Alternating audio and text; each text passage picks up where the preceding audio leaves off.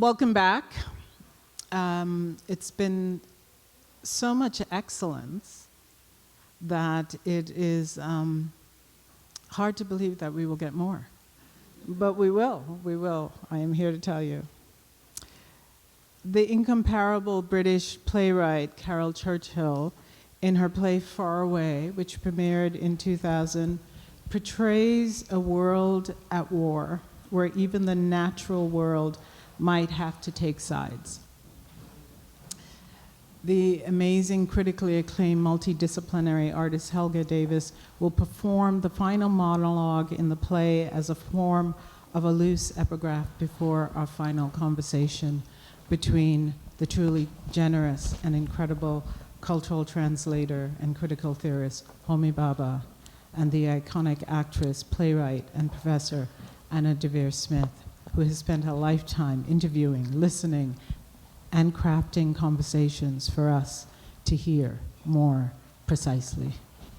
Please join me in welcoming Helga Davis performing Joan's final monologue.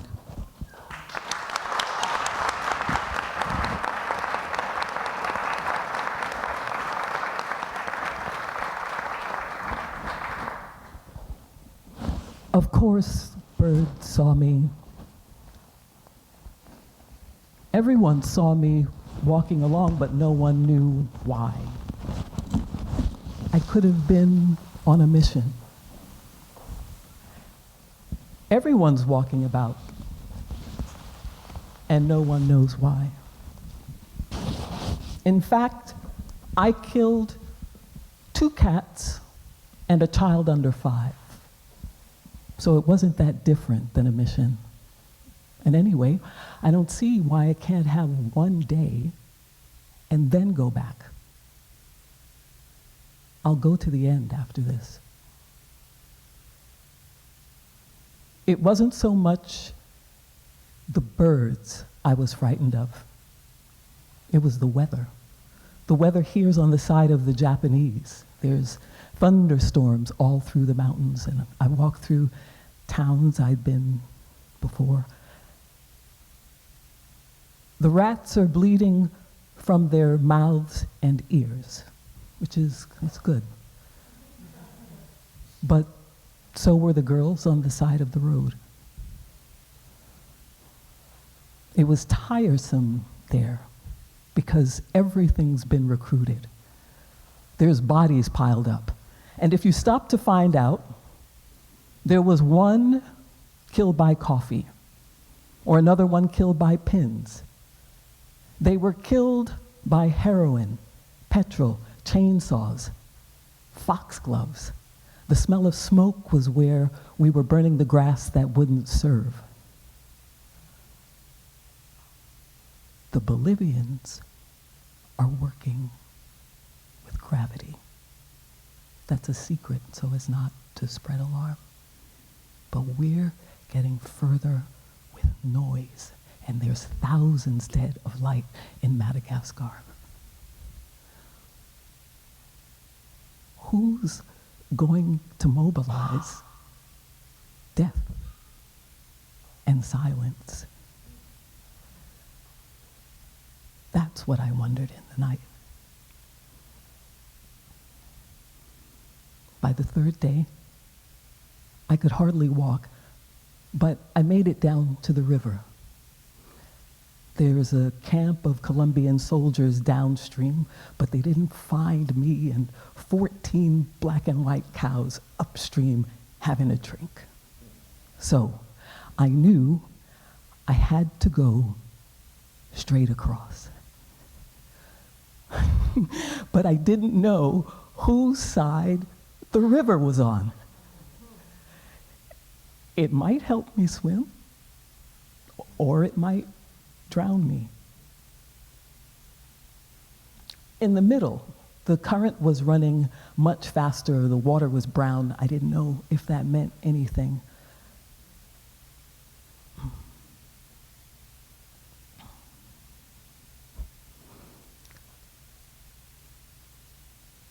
I stood on the bank a long time, but I knew it was my only way of getting here.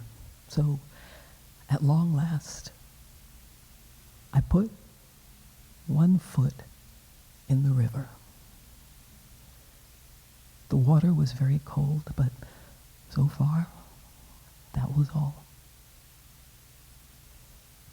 When you've just stepped in, you don't know what's going to happen. And the water laps round your ankles in any case.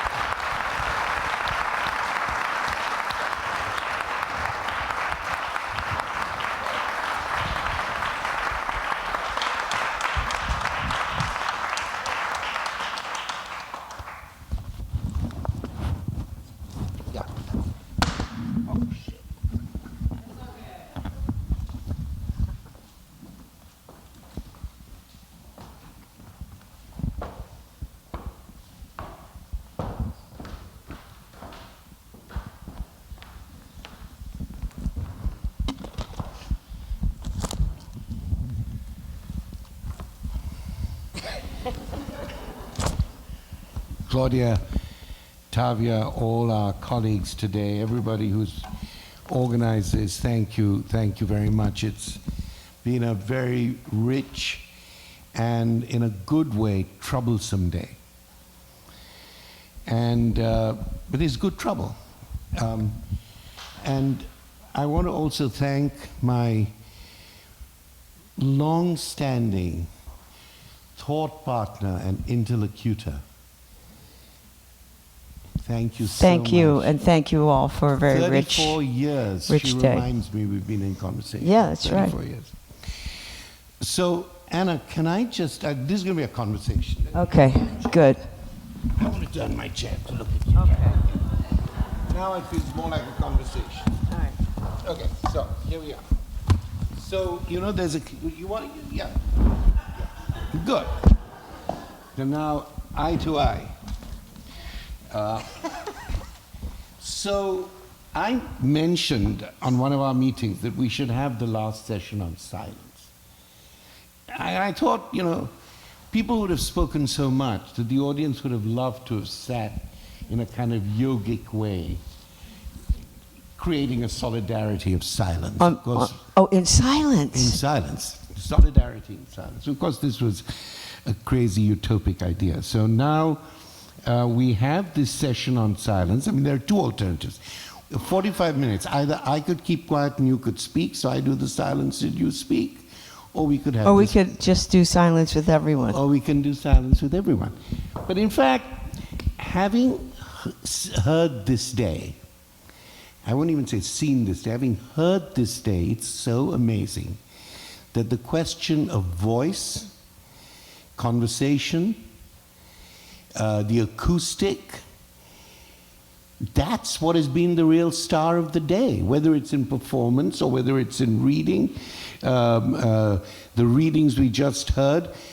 Those kinds of course the rhythms are pointed out, but those kind of metaphoric and symbolic passages cannot simply be read because their affect is not to the eye, it's to the ear, it's to the whole thing.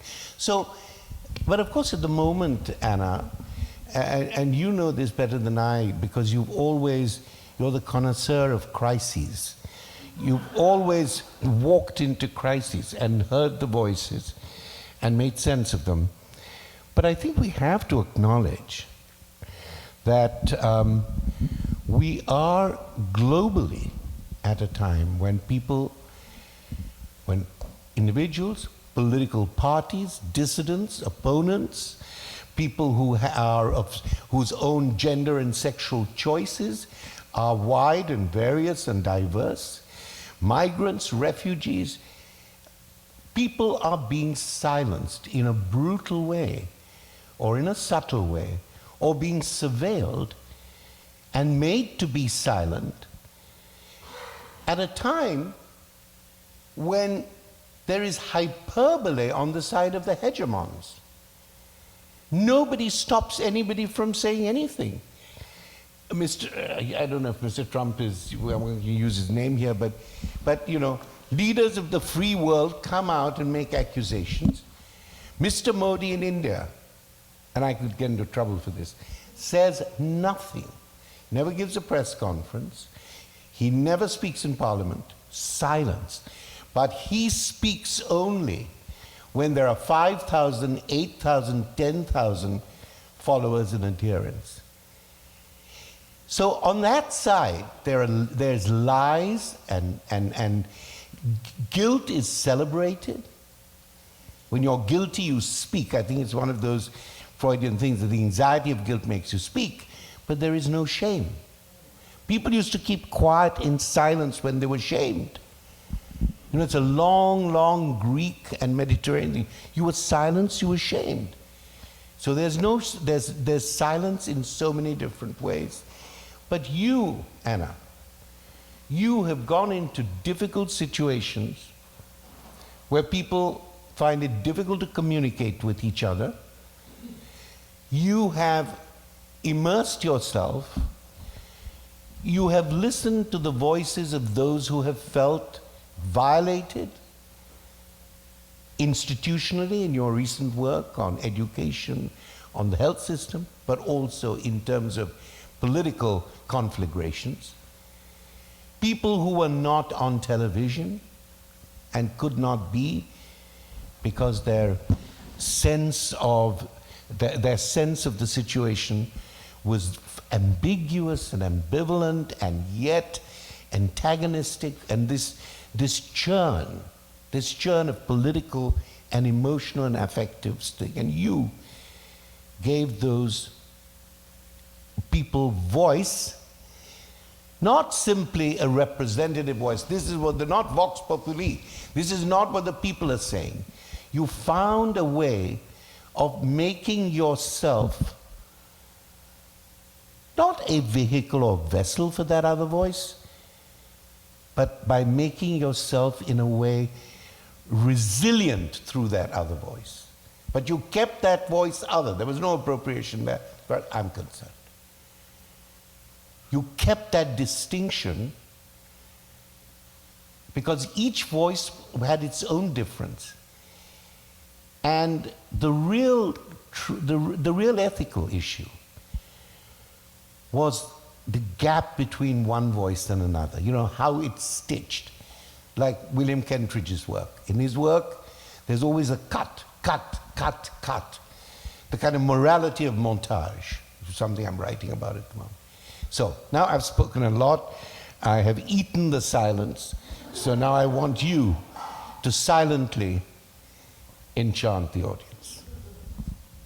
Well, so many things. One, I want to commend the curators for starting with dance, in particular because when they did make sound, it was so powerful as well. The sound of the body, but also the sound of sighs, the sound of breath. I'm not sure if they spoke from where I was sitting, I don't know, but that was very powerful, almost like Beckett, that they made when sound happened as well as when movement happened. And then before I say something about my work, I also want to just, Dion, who I don't really know, and the young woman who asked this question about frequency and sound moving, two of the big things that gave me an interest in sound, three things. One, a dance therapist I worked with, Luli Santangelo, who had been the principal dancer of the Alwa Nicolai Company, Argentina. She was from Argentina, from the hills. And the work she did was with people, in particular from Switzerland and Germany.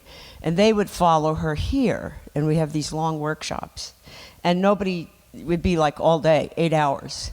And nobody spoke. You didn't have to speak at all. You could speak if you wanted at the end, but many people didn't speak English. But there were things that happened on 2 occasions where people shouted things at me, and I didn't know why. And it broke my heart. And so there's something about sound and intention. And I've been thinking lately about 2 extremes. One, the night before I started acting training, I went to hear Beethoven's Ninth. I'd never heard it live. at Grace Cathedral in San Francisco. I don't know if y'all know, it's a very beautiful space.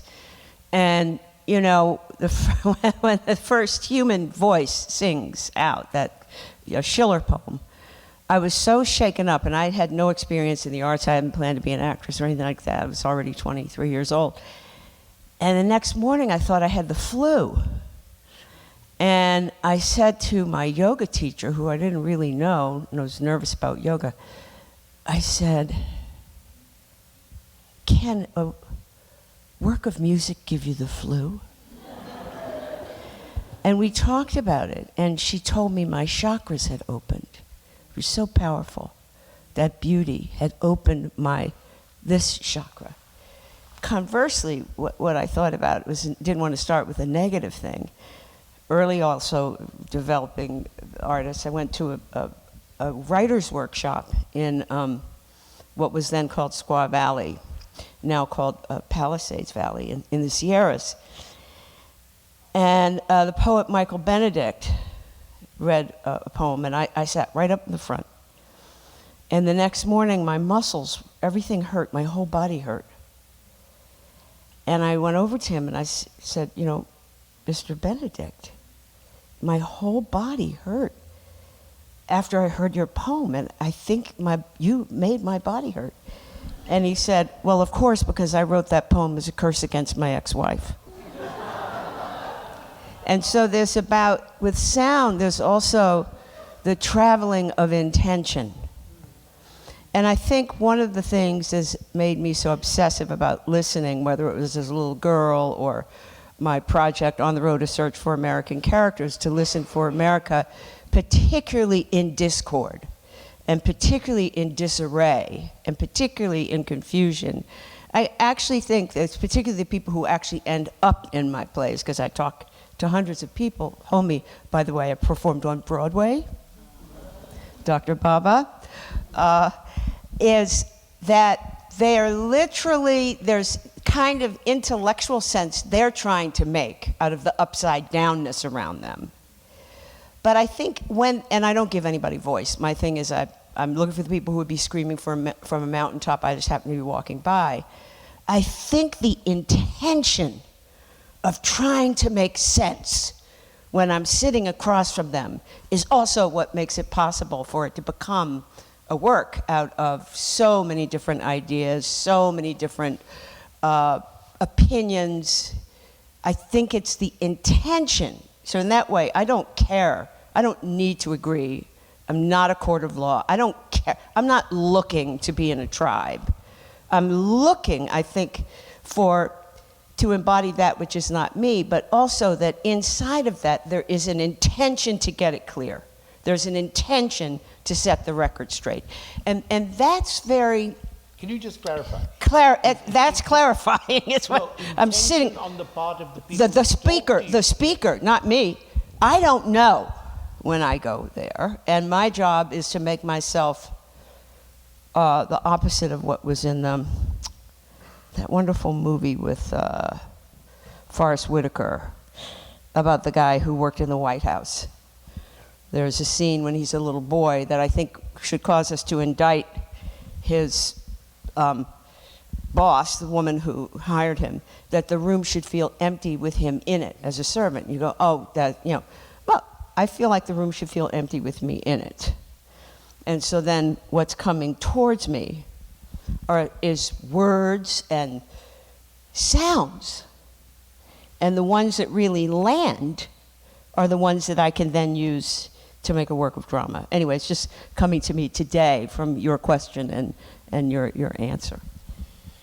But there is something about sound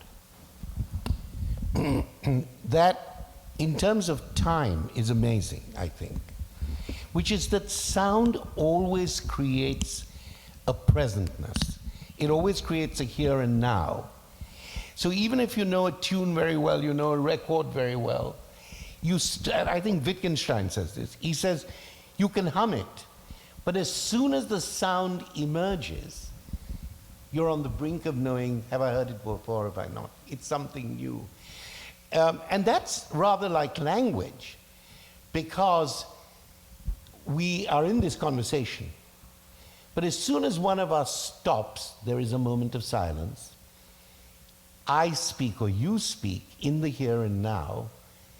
Our identity keeps changing. You know, we can say anything, and that's actually very important today. What can you say or what should you say? Should there be certain conventional moral norms of what you can say in the classroom or what you can say in Congress or not? And I think that's a very important question, because it's also a question of people who keep silent because they don't want to speak, or people who feel that they cannot say certain things because there isn't enough trust. And this is something that I thought of when Claudia and I spoke, that they called it antagonisms. How can we speak about difficult things while maintaining the possibility or the will to continue? It's always easy. You know, free speech, everybody can say something. But how can we heard it with the Audre Lorde conversation, where there was some real difficult things, knuckles, which were missed, you know, they didn't push far enough.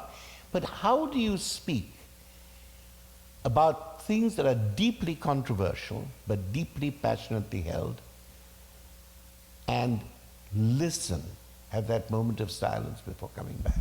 Well, I think you have to, first of all, we can't just assume it's going to happen, and we have to be very intentional about how we design the possibility of it, especially now. But I actually, for me as a teacher, I felt it started to happen in 2010. And as an antidote, and I want to get to something that you wrote in Fragility of Democracy about that, as an antidote to this kind of tightening up that I felt, I would start every class by saying, confidence is overrated, give doubt a try. Yeah. And in the Fragility of Democracy essay that you wrote, you talk about arriving at the truth. And to arrive at the truth, you must have self-doubt and uncertainty. Yeah. So I just don't know how we're going to have any conversations without doubt and uncertainty. And I happen to believe that the people who are speaking the loudest are performing. That, you know, it's a performance. I don't even know if it's really their ideas necessarily. Think about the extreme right. So yeah, I mean, I would ask you, since you're the one who came up with that idea of arrival at the truth and needing self-doubt and uncertainty, how could we manifest that? What kind of conditions? Yeah, so when I wrote that, I thought, you know, the issue really is that people always think they know before they set out, or they have an agenda. They want to know where to end up. And actually, recently I've been doing some work on Socrates, you know, and Hannah Arendt, because they were, you know, she was very interested. And there is always those who speak, who want to know where they want to end up, already know the truth. So what I was saying there is that the truth is a journey, and it has to be undertaken with others. It's not a solipsistic notion of the truth, nor is it purely normative, because we don't live in normative times. The challenges we see now are because people want to also transgress these norms. So you arrive at the truth. Now the question is, you arrive at the truth only through the duration of difficult discourse. And out of that, so let me just give you an example of something that I do. And I wanted to say here that you can never understand Frantz Fanon unless you understand the sonic. That is why... The sonic? The sonic. That is why... So you have to speak French? No. You know, he said quite rightly, you can read me in any language you want. As a colonial subject, I'm a global subject. I have a right to all languages. I agree with him. Nobody should tell me which language I can speak. But you know what happens now? You know, this is a real life thing. So I often teach Fanon, and I teach as many of you know, that passage from Black Skin, White Masks, which is about variously called the fact of blackness or the psychopathology of the Negro. However, the first line, the epithet to the whole piece, is look an N-word, look a Negro. Now, in every, and I try and teach that as often as I can because it gets more and more relevant. And when I do that, I ask people, do you want to read this line or do you not want to read this line? And it's interesting. Nobody wants to read the N-word, except people who say come from Latin America or from Thailand. You know, they don't know why they cannot read something as somebody wrote it. But I said, no, we're not going to read it.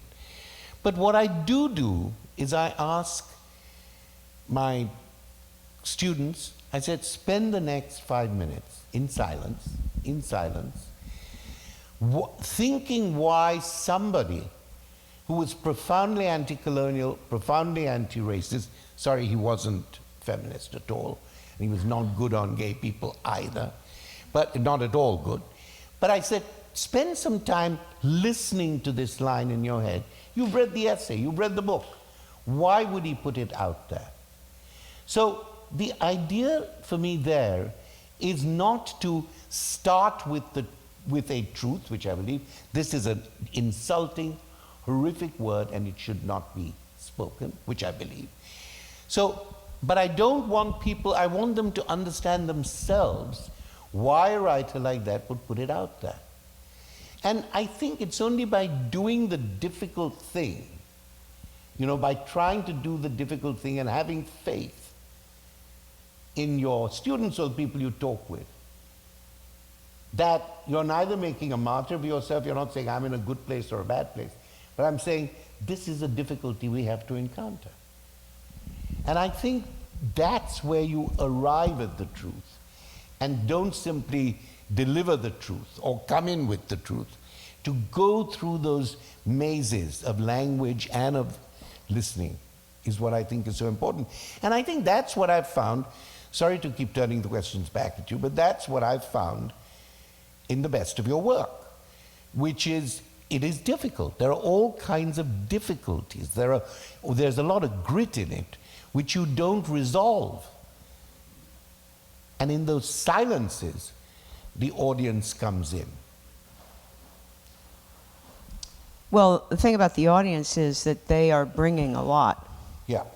I went yesterday. It was very, very interesting. I don't know these people at all.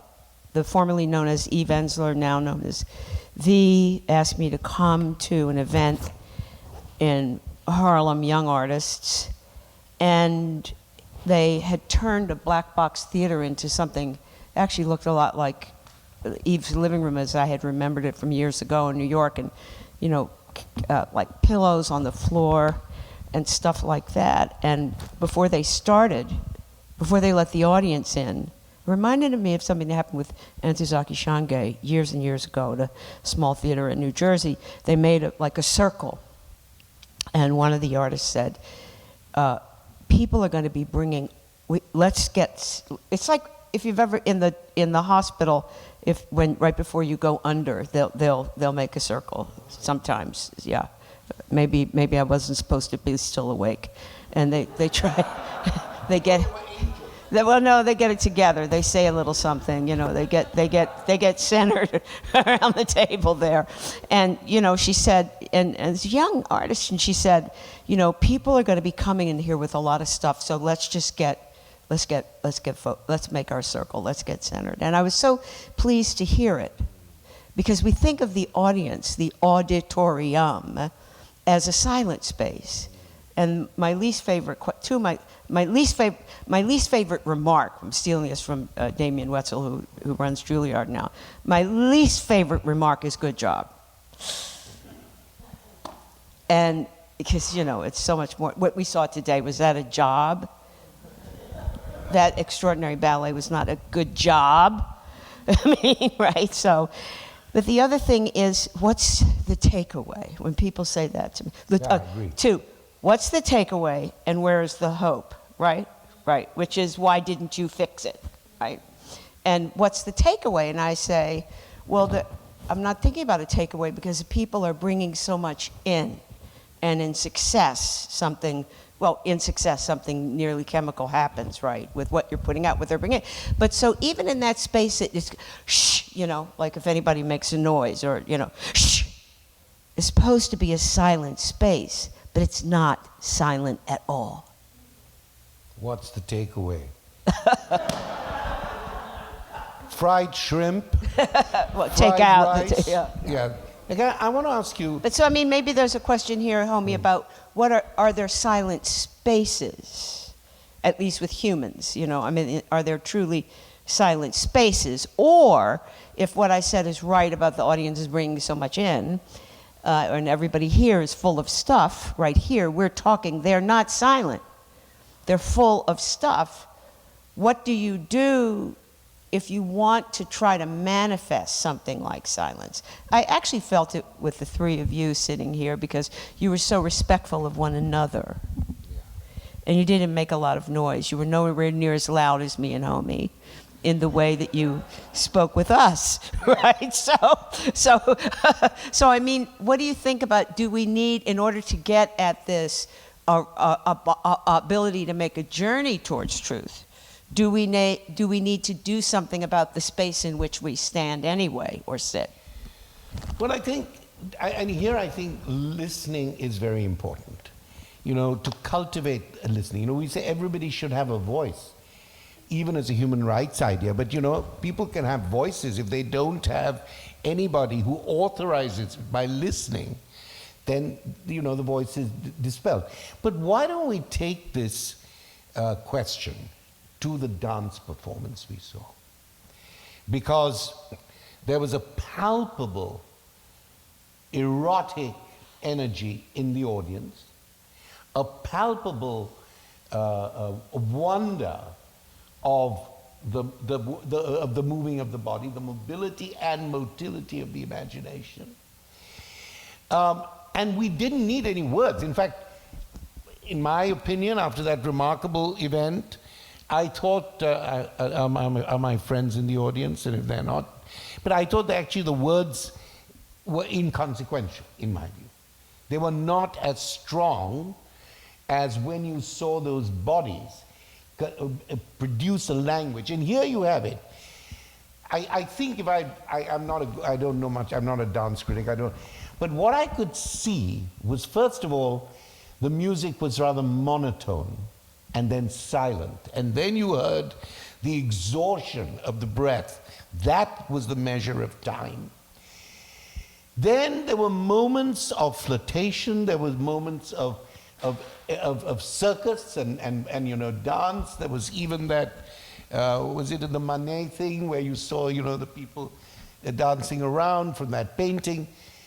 And then deeper and deeper and deeper, they made you wait. And I think on stage, in audience, to listen, what voice does, and the best writing does, is it makes you wait.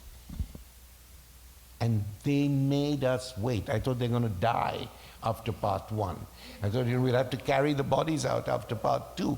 How the hell can they? They make you wait.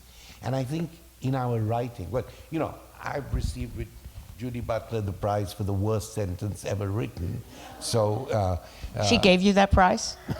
No, we both won it, and she called me and said, you, and then the Times Higher Education or whatever it's called, the Chronicle, and this and that and that, and she said, I can't handle this, you handled it.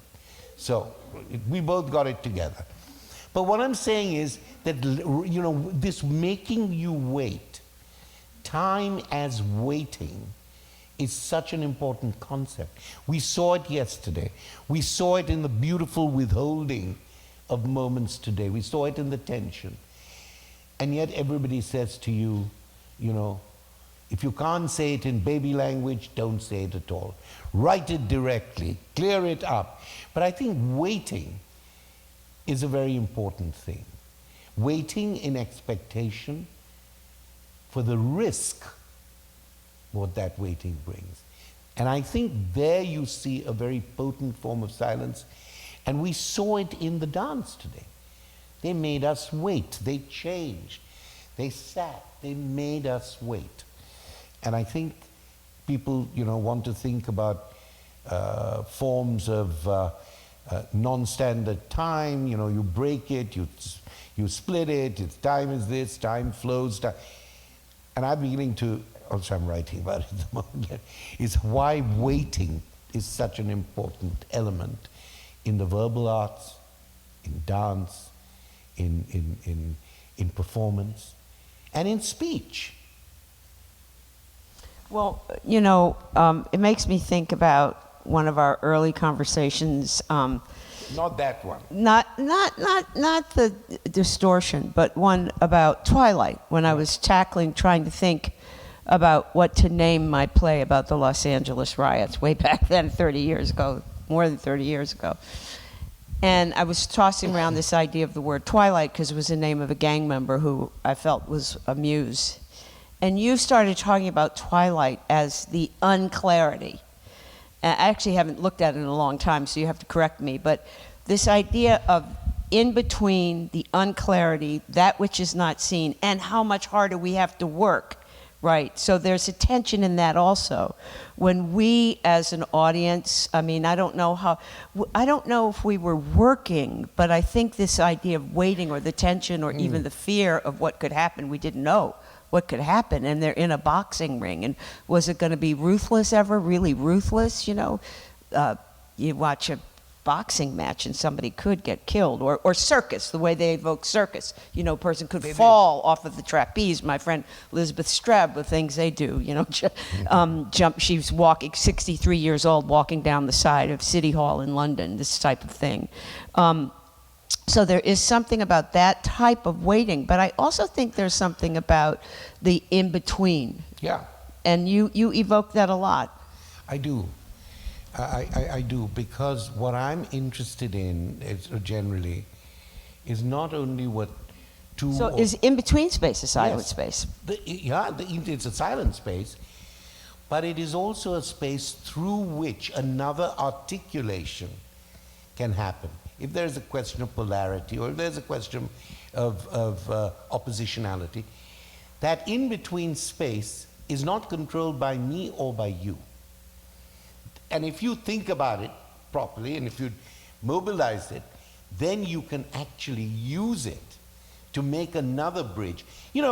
She doesn't say quite this, but this is something that I find very attractive in the work of Hannah Arendt, where she says, the moment of alterity, this in-between tension that often you have to be able to hold on to it, to actualize it. And I try and actualize it in my work, but as I say, you actualize it, not only in some of your one-person performances, in the juxtaposition, but the gaps between the juxtapositions. And that's where you make us wait. Well, or there's Barbara Johnson, the late Barbara Johnson, pointed out about an early show of mine that I title everything, right? Yeah. And I credit everybody. So it's like Homi, Bhabha, Twilight, right? So the titles are also a map to help. I always have to fight with the director about that. They say, well, it's up long enough. I said, no. It has to stay up long enough to really register, because it's also the map through the show absolutely. To help people understand what they're seeing and why it's fragments. But the other part of the in-betweenness is, of course, the fact that I'll never be Homi Bhabha, right? No matter how hard I work on your accent, getting it exactly right, is it this, is it that, what are the things, right? I'll never be you, and this goes to our mutual colleague, Tavia Richard Schechner, who taught me about the not, right? The not. So here I am in rehearsal, trying my best to get it right, and I have a brilliant dialect coach. She's a real genius, trying to get it right about Homi Bhabha, right? And so at a certain point, she keeps telling me that it's not a British accent, that it's this, is that, don't I hear this or that? So at a certain point, I'm not Homi, but I'm really exasperated and I just lose my temper and I'm not the nice Anna. So I'm not myself and I'm not Homi, I'm the not, which is a positive. And remember the time that you didn't expect me to perform you and you even had to get up out of the audience and give me your glasses to help me out? I remember. But so the not space is also a positive space. And I think that too, if we think about, I'm very interested in broken sentences. I'm very interested when the person can't make the sentence, right? Why have a sentence like a jail cell? Why not have the broken sentence? Because in those silences, you get rhythm, and then you get something else entirely. So I wonder if the silent space or the possibility of conversation is in the not. Absolutely. Absolutely. This is, if I might just say, when you use the word broken, there's this remarkable passage in a very late essay by Arendt, which she dedicated to W.H. Auden, on moral thinking. And she says, ethical thinking happens in a present. She said, I've written about this, the past, in my words, but not, the past never dies, and the future doesn't wait to be born. And you're caught in that middle space, making sense of who you are, where you are, what you want to do, how you act, what your ethical decisions or political decisions are. And so I wrote this before, and I just found this piece by her, and she calls it the broken middle. So when you said we speak from the broken middle, and of course, those so-called negative spaces, I call them interstitial spaces, they are the spaces that connect, just because we don't read them or we just think they're an interruption. No, these are the connecting spaces. So when you see film, and you see the different cuts, and you see the different flows, and the shots, it's all about the cut and how it works. That's why I brought up Kentridge, because his narrative, which are, the narrative about the miners in South Africa, he's always thinking about this, not a jump cut exactly, but let's call it a jagged cut, a time lag. And that's one of the problems that we have now, to go back. People don't have the time or the generosity or the trust to listen for those moments. Some people very closest to me, within 1 second, no, but I don't agree with you. Even in my family, often in my family. No, but we don't agree with you. I said, can I finish my sentence? I've not even... No, but I know where you're going. No, we don't agree with that at all. You're just trying to make something too complicated when it's not so complicated. I get this all the time, so I know this. It's the performance of my family. But people don't want to listen. That's why today, if I might say so, started with the dance. And it was not a question of, I agree with you, I disagree with you. Every imminent moment was something we never knew where it would go or how it would go, how the body would flex. I was thinking about Fanon when I saw those muscles, on that place where Fanon says, when they say... I don't know about him and the muscle. Wait, when Fanon says, he focuses very much on the native, as he said, the colonial person's muscles, and he says, the command by the French to their own Algerian or Moroccan troops is attack. They don't want to attack. So you can see that moment where they're fighting with themselves in what he calls the ankylosis of the muscle itself. That's one of the reasons why Fanon has to be performed, not just read. I've been saying this for the longest time. The way he observes the body in the moment is so akin to, you should play Fanon. Well, there's an interesting biography out now. Very. Apparently. I haven't read it, but please. So you wanted to talk one other thing, unless the time is over, which is, you wanted to talk about this concept. So do the questions come in this 10 minutes, or they come in this 10 minutes? Okay, well then... But you go ahead, ask me. I just want to say that at the moment, Anna is giving the Mellon Lectures at the National Gallery in Washington. and she very generously sent me some, including the first lecture which the Washington Post published. And I would warmly recommend it to you. She sent it me the day before yesterday. I read it. I sent it to my son in Los Angeles, who is now a director. He read it and sent me a message first thing this morning. This is not only marvelous, it's fucking clever too, because he's an actor too, so he knows. So I do recommend it. I don't know when it was published, but there are two things you say which I think I want people to hear. One is how your first drama teacher, when you went to the course, made you repeat. There was Shakespeare and other things, and listen to yourself repeating it before she said, what does this mean, or what does that mean? Just listen. I want you to tell that story. I found it very moving. Well, no, the exercise was to say a word until something happens. And I take 14 lines of Shakespeare. I didn't, again, it was not my intention, 23, to become an actor. And so I just opened up this Complete Works, which I bought in the Tenderloin, which now in San Francisco you would not want to go even, right? And $5 volume of Shakespeare, and just look for 14 lines. And it was a speech of Queen Margaret and Richard III. And I said it over and over again. I mean, why not? When you think about musicians, you know, they play over and why not? Why not 5 hours or whatever it was? Why not? That's what they do. Right? I didn't know that then. I think now with working with musicians, that's what they do till they get it right, right? So, and I saw Queen Margaret. I conjured her. No, like out there. And there no drugs, nothing like, no, I promise you. She was right there. Little, but it was there. Yeah. And it was amazing. And the rest of my time, you know, through my MFA, and to this day, what I do is because I want to know how come I was able to conjure Queen Margaret. It was a curse. It was a curse against Richard.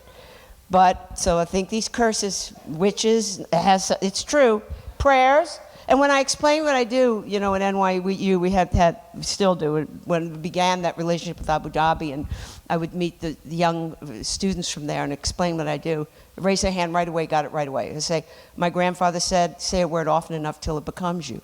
And I've been trying to become America word for word. Got it right away. It's like praying. So people believe in this stuff, but I mean, people they evoke Jesus. And I saw Queen Margaret. So that was a very powerful, again, you know, this possibility of the magic in language. And when you see an excellent, excellent play that has been rehearsed forever and ever, and everybody has a relationship with each other because of that, and it feels present, if language can feel present, which is very hard for language to feel as present as that dance, it's because speech has become an action.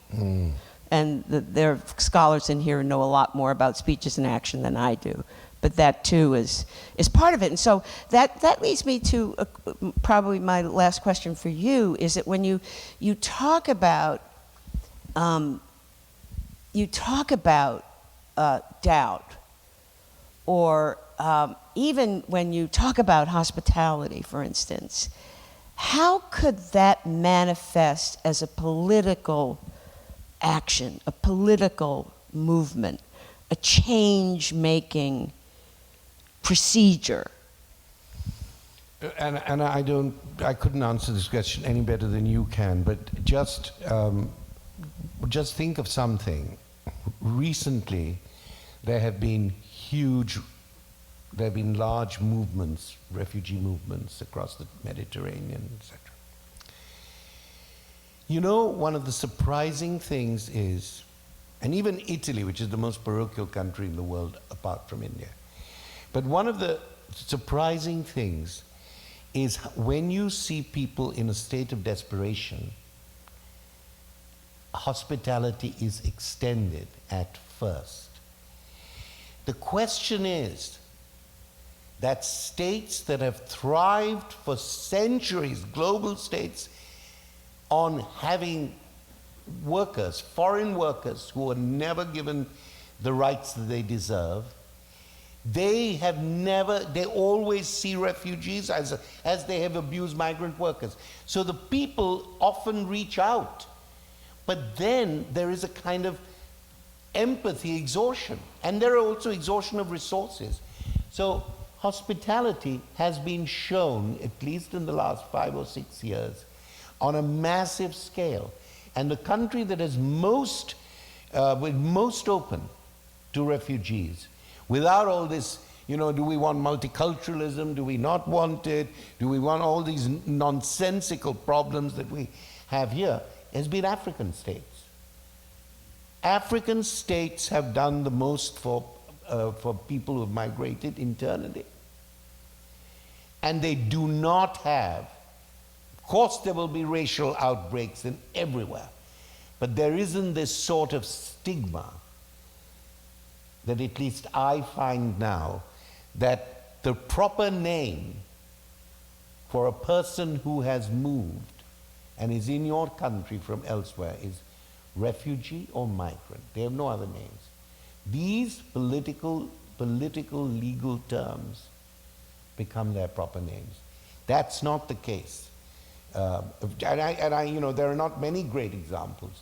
Of course, you saw this in Poland for the Ukrainian, and I was there in Poland giving some lectures, now you saw that. There was an influx of hospitality, enormous.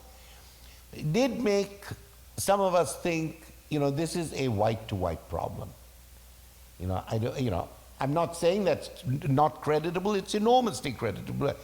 The other thing, when I spoke to my Polish friends, the ones who have kind of not a cynical, but a critical view of things, they said, women and children have moved because the men have gone back to fight.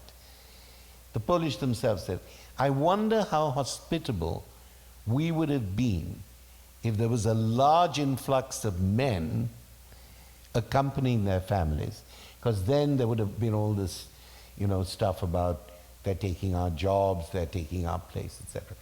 So I think that hospitality is something, and in other parts of the world, where I come from, hospitality is basically the way you recognize the humanity of others.